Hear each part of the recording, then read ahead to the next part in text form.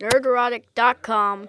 Please subscribe. Greetings, everyone, wherever you are. I hope you are doing well. We need to talk about Iron Man returning to the MCU, or more accurately, Tony Stark arriving at the MCU. But before we get started, if you like what I do here, please consider liking, sharing, and subscribing. It really helps the channel grow, especially since the current rule changes have affected a lot of your favorite YouTubers. A lot of videos will get a lot of traction from the subscribers, but we're not getting recommended as much, and we really rely on you to do that. So again, if you like what you hear, please consider doing that.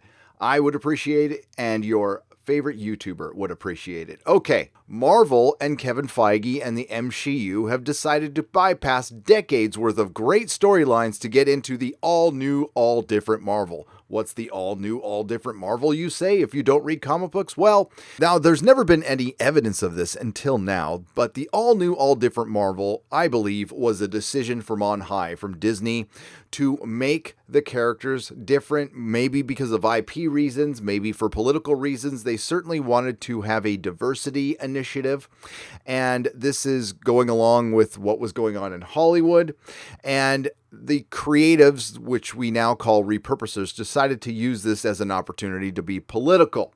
And I, along with many others, suspected that they were using this as a proving ground for the films. And despite sales, they're going to go ahead with this anyway. But the only all-new, all-different thing that happened from all-new, all-different Marvel was a bunch of comic shops closed. So I guess that was different. It was really out-of-the-box thinking for Marvel. So let's go ahead and do it in the MCU. Though thought to have been his final appearance in Avengers Endgame, it is being said that Robert Downey Jr. will be returning to the MCU. According to the rumor, I wonder where this rumor is from, the Tony Stark and Iron Man actor will be returning for an Ironheart series on Disney+. Why didn't this get announced at D23? I'm curious. It's said Robert Downey Jr. will be providing the voice of the AI for Ironheart, similar to Paul Bettany as Jarvis and Dawn Michelle King as Edith. Well, this was brought to us by Brian Michael Bendis. And again, I will show you another picture of Ironheart, some of the worst art I've ever seen. And this art really is terrible. But I want to say that the character of Riri Williams, I have no problem with. I have no problem with the character existing. And if they write her in a way that's interesting, and they did change her character to Ironheart, again, no problem with that. It's just what this whole era represented, the all-new, all-different Marvel, the SJW Marvel. It represented attacks on fans. It represented closing comic shops. It was a dark time for comics. So again, it's not really the character herself, it's what was behind it. And this is just more and more evidence that the MCU is burning up whatever goodwill they have. I don't think they really understand how much goodwill they burnt up with Captain Marvel. They are just looking at that bottom line. Very similar to Star Wars after The Last Jedi. We can do whatever we want, but the following film really paid the price. Now, I can hear you out there. Spider-Man Homecoming did great. Of course it did, because it wasn't entirely woke. But it also came very close to Endgame. And Endgame has everything to do with the success of Spider-Man Spider-Man Far From Home and Captain Marvel. It's hard to tell the difference between those two films. That's how much impact the Spider-Man films from the MCU had on me. And by the way, it was made official today that Spider-Man is not returning to the MCU. And that's probably a good thing for the character. I'm not sure if Sony is a better place. I guess we'll just have to find out. But considering what the MCU is doing, I'll lean towards it being a better place. In Marvel Comics, Ironheart is a young teenage girl named Riri Williams, who actually isn't at all popular with the fans, much like Captain Marvel and Miss Marvel. Which is funny because there are a lot of articles out there, especially from Bleeding Cool, stating that Miss Marvel is very popular among teenage girls. Well, she's maybe popular among the 14 teenage girls who actually read her, but considering the comic sales, like I said before, not that popular, as they are essentially politically correct replacements for the more popular Marvel male characters. And this was the big mistake Marvel made. You know, replacing characters is something that's done in comics all the time, but it's done sparsely. They space it out between characters. They ripped the Band-Aid off at Marvel and replaced everybody all at once. And, well, Comicsgate came out of that. And despite what you read on Google, you need to really research and find out what Comicsgate was truly about. It was a consumer movement. To boot, story-wise, it doesn't make too much sense for Tony Stark to give a young girl his advanced technology, much like arguments made against Tony giving 15-year-old Peter Parker tech in the MCU, which I agree with, by the way. But at least Peter has Spidey powers that can help protect him. Agreed. The 15-year-old Riri actually steals Iron Man's tech because women can't receive anything from men. We can't have men mentoring women anymore because patriarchy. With Tony Stark hearing word about it and signing off on the 15-year-old becoming a superhero. How the 15-year-old stole the tech, I don't know. And that's how ridiculous these storylines have become. Even Brian Michael Bendis, who had his day, didn't even bother trying to come up with something better than that. Even though she has no real powers of her own, Riri then goes on to team up with Pepper Potts as Rescue in another move that makes no sense. And she teams up with more irresponsible, goofy Marvel child wannabe superheroes, essentially all wannabe Spider-Man characters. You gotta love comic book news. Robert Downey Jr. and Ironheart makes zero sense. Why this makes zero sense is because you have an adult Tony Stark basically sending a child off to war. Something that is illegal, by the way. Essentially creating a child soldier. It's akin to giving a child a weapon of mass destruction. Wouldn't it make more sense to have Tony take her armor and give his tech to a responsible adult, or use his tech to shut it down? It doesn't matter though, Matt. I mean, that's the thing. They don't take the comic book storylines seriously anymore. They've seriously dumbed them down. And you know why they've done that? Well, it's pretty sexist, to be honest with you. They've done it for the female audience, for the youth audience. They've dumbed down the books. That's why kids don't read comic books anymore, because they're stupid. And, you know, that's why I always sold the older books to kids in my store, the Bronze Age books, because they were written for a teenage audience. And if you're like a 7 or 8 year old, you're pretty much equal to a teenager from the 70s. Kids are a lot smarter these days. But unfortunately, 20-something adults who work at Marvel are a lot dumber these days.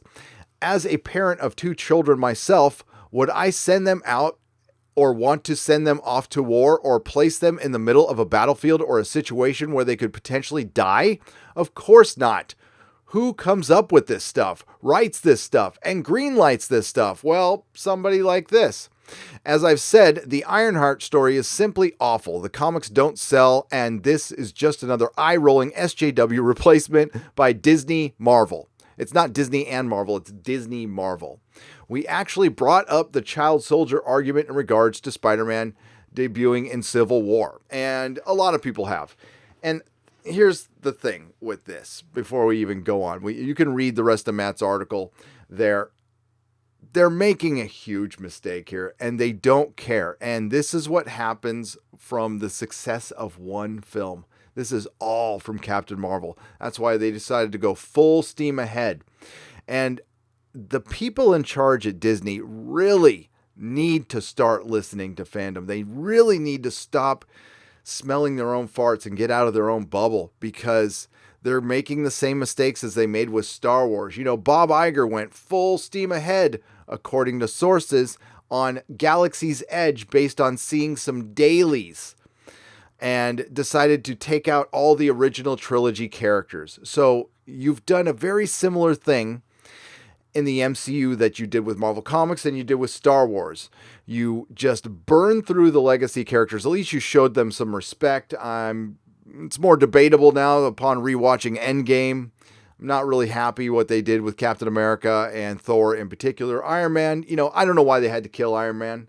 I don't know why you just couldn't recast Iron Man, but they wanted to get rid of the male leads. And that's why we're heading towards the MCU and A-Force. And wow, nobody's going to watch that show. But, listen, people watch the CW, so what the hell do I know? But honestly, it's going to tear the whole thing down. Instead of it being a constant money maker, damn, they're printing money with these MCU movies. They're just going to turn into like a regular old franchise, and the shine and the cool of the MCU is already starting to wear off. And, you know, they had their time. The law of diminishing returns will kick in no matter what. Politics or not, that will kick in. It will not last forever. And it certainly will not when you're not basing your stories on good source material. And, you know, it's very curious why Marvel wants to bypass so many years of great stories to rush into all new, all different, forgettable stories with absolutely no stakes. Like I said before, they write comic books for idiots now. I can't say it's for kids. I don't know who they're writing them for, to be honest with you. Well, I do. They're writing them for SJWs, but they don't buy any comics, which is evident with the hundreds of comic stores that have closed. So, you know what, Marvel, go ahead. Go ahead and do it. I freaking double dog dare you to go ahead with A-Force and Riri Williams and the modern She-Hulk. Now, again, if they do the John Byrne She-Hulk, well, then I'm interested, but they won't. And what we just heard with Winter Soldier and Falcon, they're going to deal with racism in that. Oh, that's fun. Look at how Disney Marvel dances for the access media. There's a couple articles demanding it deals with racism, and then it deals with racism. So we can't be too impressed when they dance for us. Now, in the comic books, they've largely redirected and undid a lot of these storylines because they flat out didn't work. And these storylines are becoming tiresome, especially when they're told to us by elite Hollywood liberals, not to be confused with classic liberals, who I personally have no problem with. Their brand of teaching us racism and how misinformed we are as they go to their cocktail parties and all their weirdness there. That is growing tiresome. It reduces the impact of that kind of storytelling when you do it so superficially and overdo it. There's a backlash involved, and that's where you do damage to whatever movement you think you're backing. Now, the movement is money. It's money, but, you know, they certainly love to hear themselves talk about their politics in Hollywood and Hollywood's brand of politics, which matches up to, I don't know, London, maybe? People in New York, but the rest of the world, not so much. I get emails and letters every day stating as much. So keep doing what you're doing. It's going to take a couple of years for you to notice. It's going to take a couple of years for the public to notice. I'm sure the initial TV shows from this new MCU and new era of Marvel will be successful at first, and then it'll just start boring the crap out of people like it did with the comics. It started annoying people, but worse, it started boring people. There was a lot of sitting around in rooms and eating and talking about their feelings in hallways. CW Marvel. That's where we're at right now. So, yeah, sorry to bring you the bad news, and I'm sorry that Robert Downey Jr. is going to besmirch his legacy by lending his voice to this, but hey, he said he wanted to do it, and this might be his idea. And who knows? It could blow us all away and actually be good, as long as they don't base it at all on the comics, which we all know is not going to happen. If you could please like, share, and subscribe as much as possible, I would greatly appreciate it. Everybody have a great day, and may the free folks sing songs of your greatness. Nerderotic.com. Please subscribe.